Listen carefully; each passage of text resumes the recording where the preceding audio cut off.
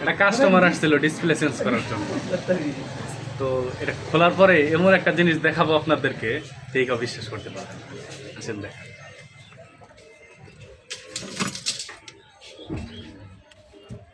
মানে কি কব এটার বিষয়। এটা খোলা হয়েছে, এই যে দেখেন ব্যাটারিটা হল এই ফোনের না, ব্যাটারিটা হলো স্যামসাং ফোনের।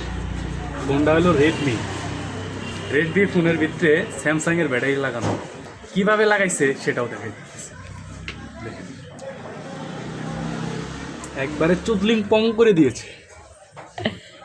কি করছে? এটা থাকে কিভাবে, আর এটা কিভাবে তাপ টেনে লাগাই দিয়েছে ব্যাটারিটা। এই দেখেন স্যামসাংয়ের ব্যাটারি দেখতে পাচ্ছেন, এটা হল রেডমি ফোন, স্যামসাংয়ের ব্যাটারি লাগানো। এই কাস্টমার নাকি আদৌ অন্য কিছু বুঝবার পারলাম না। এনে থাকে